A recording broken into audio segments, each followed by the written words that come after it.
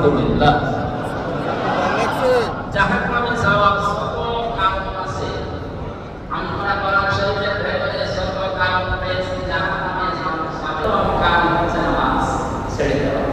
কেউ যদি নামাজ ছেড়ে দেয় সে জাহান্নামে যাবে, এটা আল্লাহর ফতোয়া সূরা মুদাসসিরে আছে। রব্বুল আলামিন বলেন, মা সালাকাকুম ফি সাকার ক্বালু লাম নাকু মিনাল মুসাল্লিন ওয়া লাম নাকু নুতি'মুল মিসকিন। ইলা আখির।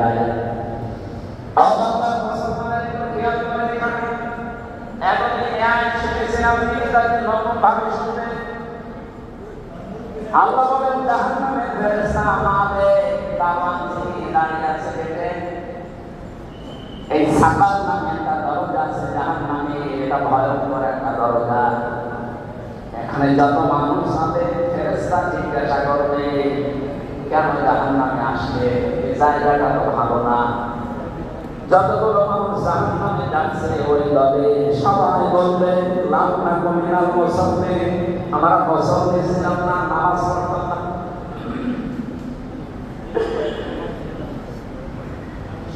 মুসলমান ভাইরা বলেন তো এখানে বলো যারা গ্রামার বসে আরবি আলেমরা, এখানে আল্লাহ কোনো মানুষকে নির্দিষ্ট করে বলেন নাই যে মুসলমান নামাজ পড়ে না, যে হিন্দু নামাজ পড়ে না, যে খ্রিস্টান নামাজ পড়ে না, এ কথা নেই। যেহেতু আল্লাহ বলো লাম নাকু মিনাল মুসাল্লিন দিয়েছে, যারা নামাজ পড়ে না তারা সবাই এক বাক্যে এই কথা বলবে যে জাহান্নামে সাকারে এসেছি, আমরা নামাজ পড়তাম না। তাই আমার প্রশ্ন হচ্ছে ইহুদিরা নামাজ পড়ে? জবাব দেন। খ্রিস্টানরা নামাজ পড়ে, হিন্দুরা নামাজ পড়ে, বৌদ্ধরা নামাজ পড়ে, তখন ওরা আগেই মাইনাস। একথা আল্লাহ জানাতে চেয়েছেন মুসলমানদের ভেতরে যারা দাবি করে কিন্তু নামাজ পড়ে না, এরা জাহান্নামে সাকারে যাবে। আর কত লাগবে?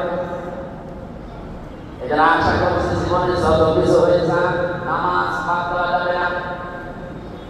বিশেষ করে ফরজ